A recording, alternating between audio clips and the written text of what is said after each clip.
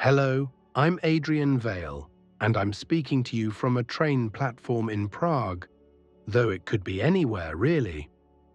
I've spent the better part of 3 decades traveling, searching, observing, and in all that time, I've noticed something peculiar about human beings.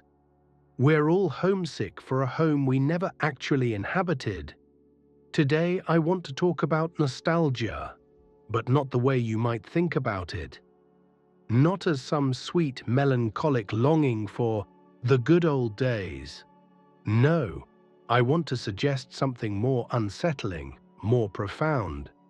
I want to propose that nostalgia is not a longing for the past at all. It's a mourning for a present we failed to live. Let me explain what I mean.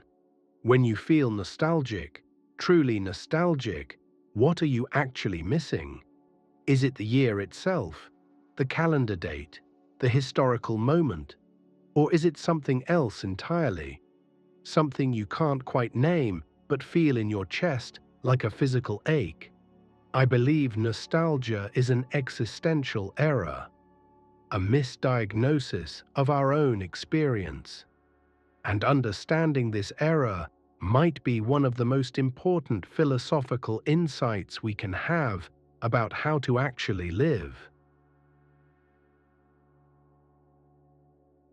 Let me tell you about a conversation I had in Lisbon 3 years ago.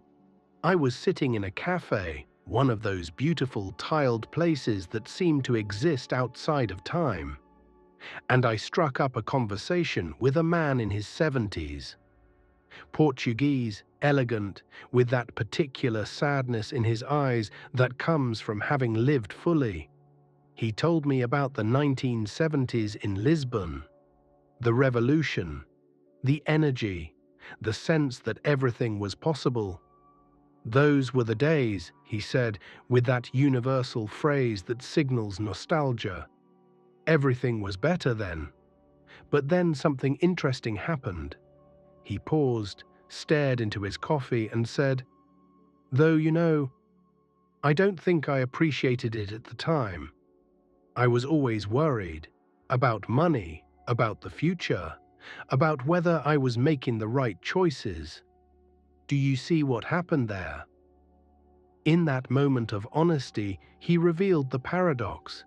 He wasn't nostalgic for the 1970s as he actually lived them, full of anxiety and uncertainty. He was nostalgic for the 1970s as he imagines he could have lived them, should have lived them. The 1970s where he was fully present, fully alive, fully aware of the preciousness of each moment. But that version never existed. It's a retroactive fantasy, a ghost of an unlived life. This is what I mean by nostalgia as an existential error. We're not longing for the past, we're longing for presence, for a quality of attention and engagement that we fail to bring to our actual lived experience. And we project that failure backward in time, dressing it up as a longing for simpler times or better days. The cruel irony. Those days weren't simpler, they weren't better, they were just days, like today, like tomorrow, and we were just as distracted then as we are now, just by different things. I'm going to ask you to do something uncomfortable now. I want you to think about a time you're nostalgic for. Really think about it. Maybe it's your childhood. Maybe it's college. Maybe it's just 5 years ago, before everything got so complicated. Now, I want you to be honest with yourself. When you were actually living that time, were you present? Were you fully there? Or were you, like most of us, living in some other time? Worried about the future, dwelling on past mistakes, planning, anticipating, regretting. Anything but actually being in the moment you were in. Here's what I've discovered in my own life and in countless conversations across dozens of countries. We're almost never where we are. Physically, yes, but psychologically, emotionally, we're scattered across time like refugees, never quite settling into the present moment. In 2010, you were thinking about 2015. In 2015, you were anxious about 2020. And now, in 2025, you're nostalgic for 2010, but not the 2010 you actually lived. You're nostalgic for the 2010 where you were fully present, fully engaged, fully alive to the miracle of being young or healthy or in love or whatever it was you had then but didn't notice. The philosopher Kierkegaard said that life can only be understood backwards, but it must be lived forwards. I think he was half right. Life can only be understood backwards, but it can only be lived now. Right now, this moment. And if we're always living backwards or forwards, we're not living at all. We're just waiting to live. And then, later, mourning the life we waited through. Let me give you a concrete example from my own life. When I was 30, I spent a year in Japan, teaching English, traveling on weekends, living in a small apartment in Osaka. Now, at 58, I look back on that year with intense nostalgia. It seems almost mythical to me, a golden time. But I kept a journal that year, and when I read it now, do you know what I find? Page after page of anxiety, worry about money, frustration with my job, loneliness, complaints about the weather, the language barrier, my tiny apartment, and most tellingly, constant references to when I get back home or after this year is over. I was living in one of the most fascinating cities on earth, in my physical prime, with complete freedom, and I spent most of it psychologically elsewhere, planning the next thing, waiting for the real life to begin. That's what I'm nostalgic for. Not the year in Japan as I lived it, but the year in Japan as I could have lived it if I'd been present, if I'd been awake. I've come to think of this as a kind of temporal displacement disorder. We're all refugees in time, never quite inhabiting the moment we're in. And this displacement creates a peculiar kind of suffering, one that's almost invisible because it's so universal. Think about how we use language around time. We say we're killing time or passing time, as if the present moment is something to be endured rather than lived. We say we're looking forward to things, which literally means we're facing away from where we are. We talk about getting through the week, the month, the year, as if life is an obstacle course rather than the actual substance of our existence.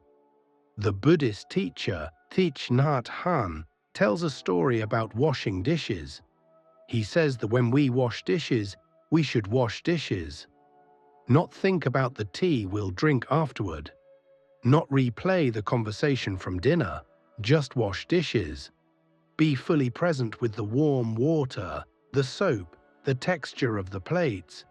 This sounds simple, almost trivial, but it's actually describing something radical. The possibility of being fully where you are. And if you can't be present while washing dishes, how can you be present for the supposedly important moments? The truth is, you can't. Presence is a skill, a practice, a way of being, and most of us have never developed it. Here's the uncomfortable truth: the moments you're nostalgic for, you weren't present for them either. That's why they seem so magical now, because you've retroactively filled them with the presence you failed to bring at the time. You've created a fantasy of having been fully alive, and then you've projected that fantasy onto a specific time period. But the time period isn't the point. The presence is the point, and presence is available now, in this moment, just as much as it was available then. More actually, because you're older now, more aware, more capable of appreciating the fleeting nature of experience. I once met a woman in Buenos Aires who told me she was nostalgic for her 20s. She was 45 at the time. She talked about how free she'd been, how beautiful, how full of possibility. And then, almost as an afterthought, she mentioned that she'd spent most of her 20s in a deep depression, barely able to get out of bed. I asked her about this contradiction. How could she be nostalgic for a time that was actually characterized by suffering? She thought for a long moment, then said, "I think I'm nostalgic for who I could have been if I hadn't been depressed, for the 20s I should have had." There it is again, nostalgia not for what was, but for what could have been, for an unlived life, a ghost life, a life that exists only in imagination. So what's the cure for this? How do we break this cycle of perpetual displacement?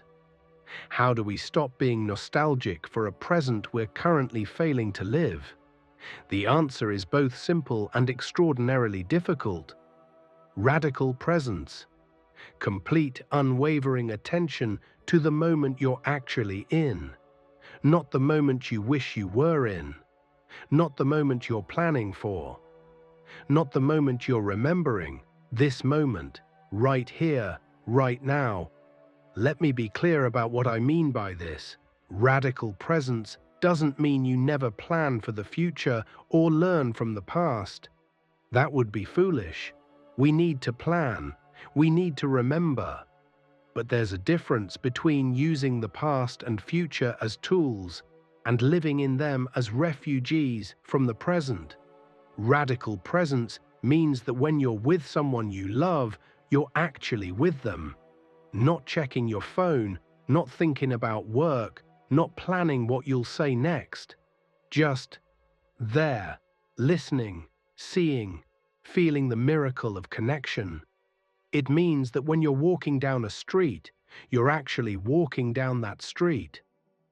Noticing the light, the sounds, the way the air feels on your skin. Not rehearsing conversations or replaying grievances. It means that when you're eating, you're eating.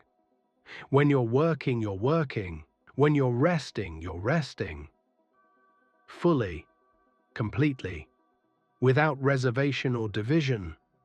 I'll tell you what happened to me when I started practicing this. I was in Copenhagen about 5 years ago. I'd been feeling particularly nostalgic for my youth, for past relationships, for times when life seemed less complicated. And I realized I was doing it again, living anywhere but where I was. So I made a decision. For one full day, I would practice radical presence. I would be completely, utterly in each moment, without exception. It was one of the hardest things I've ever done. Do you know how many times your mind tries to escape the present? Constantly, relentlessly. It's like trying to hold water in your hands. The mind is always slipping away, into past or future, into fantasy or fear. But I kept bringing it back, again and again, to the taste of coffee, to the sound of Danish being spoken around me, to the feeling of cold air on my face, to the exact irreplaceable reality of that moment. And something extraordinary happened. The day became vivid, alive, real in a way that most days aren't. Colors seemed brighter, conversations seemed deeper. Even mundane things, buying groceries, waiting for a train, had a kind of richness to them. But more than that, I didn't feel nostalgic. Not for the past, not even for other presents, because I was fully inhabiting the present I had. I was home. Finally, after decades of wandering through time, I was home. Now, I can't maintain that level of presence all the time. I'm human. My mind still wanders. I still catch myself living in the past or future. But I've learned something crucial. Nostalgia is a signal.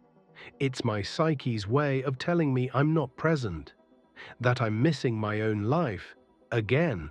And when I feel it now, instead of indulging it, I ask myself, what am I not being present to right now?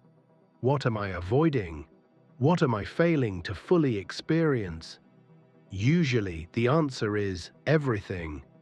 The whole miracle of being alive. The staggering improbability of consciousness. The fact that I exist at all in this moment, with the capacity to experience anything. I'm back in my room now, small, simple, with a window overlooking a courtyard. In 10 years, I might be nostalgic for this moment, for this room, for the sound of rain on these particular rooftops, for being 58 and still traveling, still searching, still trying to understand. But I'm not going to let that happen. I'm going to be here, fully, completely. I'm going to notice the weight of this pen in my hand, the texture of this paper, the way the light is changing as evening comes. I'm going to inhabit this moment so completely that when I remember it later, I'll remember having been present, having been alive, having been home, and I want to challenge you to do the same, not tomorrow, not when things are less busy, not when you've solved all your problems or achieved all your goals. Now, today, this moment. Look around you, really look. What do you see? What do you hear? What do you feel? This is your life. Not the life you remember, not the life you're planning. This one, right here, right now. In 20 years, you might be nostalgic for today, for this exact moment, for the age you are, the people in your life, the opportunities you have. You might look back and think, those were the days. If only I'd appreciated them. But you can appreciate them. You can appreciate them right now. You can be fully present to the gift of this moment, this day, this life. You can come home to yourself, to your experience, to the irreplaceable reality of being alive. The philosopher Seneca wrote, "We are always complaining that our days are few, and acting as though there would be no end of them." He was right. We act as if we have infinite time, infinite moments, infinite chances to be present. But we don't. We have this moment, and then another, and then another, and one day there will be no more moments, no more chances, no more opportunities to be alive. So don't wait. Don't postpone your life until some imaginary future when things will be perfect. They won't be. They never are. But they're real. They're here. They're yours. I've traveled to 63 countries. I've seen extraordinary things. Ancient temples, vast oceans, cities that pulse with life. And do you know what I've learned? The most extraordinary thing is always the same. The present moment. The simple, profound fact of being here. Being alive. Being aware. You don't have to travel the world to find this. You don't have to achieve anything or become anyone different. You just have to stop. Stop running from the present into the past or future. Stop treating your life as something to be gotten through rather than something to be lived. Stop being nostalgic for unlived presents and start living this one. The cure for nostalgia isn't to stop remembering, it's to start being present. Radically, completely, uncompromisingly present. So that when you remember this time, this day, this year, this moment, you'll remember having been alive, having been here, having been home. That's all. That's everything. Be here, now, completely. The rest will take care of itself. This is Adrian Vale. Thank you for listening. And more importantly, thank you for being here. Really here. I hope you stay.